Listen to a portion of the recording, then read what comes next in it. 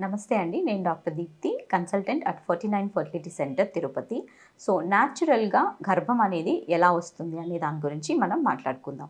So, ఇది uterine mould అనమాట. So, ఇక్కడ దీన్ని గర్భాశయం అని మనం అంటాము.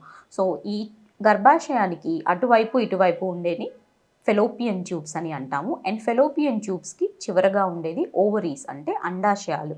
ఈ అండాశయాల్లో ఆడవారికి ఎగ్స్ అనేవి డెవలప్ అవుతూ ఉంటాయన్నమాట. సో, ఈ ఫెలోపియన్ ట్యూబ్ అనేది ఫింగర్ లైక్ ప్రొజెక్షన్స్‌తో ఈ అండాశయం పైన ప్లేస్ అయ్యి ఉంటుంది.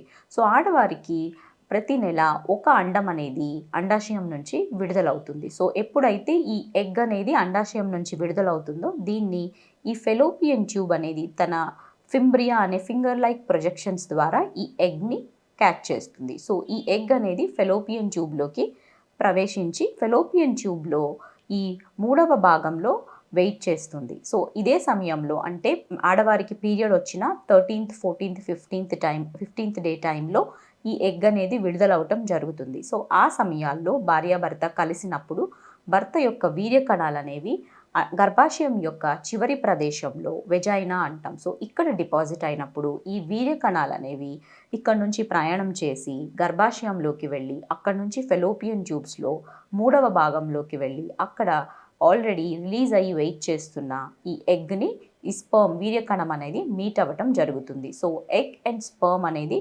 నార్మల్గా ఫెలోపియన్ ట్యూబ్లో మీట్ అవుతాయి. సో, ఇక్కడ మీట్ అయిన ఈ ఎగ్ అండ్ స్పర్మ్ అక్కడ ఎంబ్రియో అనేది డెవలప్ అవుతుంది వాటి నుంచి. సో, ఈ ఎంబ్రియో ఈ ఫెలోపియన్ ట్యూబ్ నుంచి ట్రావెల్ చేసి గర్భాశయంలోకి చేరుకుంటుంది. సో, ఎంబ్రియో అనేది గర్భాశయంలో లోపల భాగంలో ఎండోమెట్రియం అంటాం ఈ లైనింగ్ని. సో, ఇక్కడ ఎంబ్రియో అనేది అటాచ్ అవ్వడం జరుగుతుంది. సో, ఈ ఎంబ్రియో అటాచ్ అయినప్పుడు గర్భాశయం నుంచి తన యొక్క ఆహారాన్ని అంటే న్యూట్రియంట్స్ని, బ్లడ్ సప్లైని గర్భాశయం నుంచి తీసుకుని ఎంబ్రియో అనేది అక్కడ డెవలప్ అవ్వటం స్టార్ట్ అవుతుంది.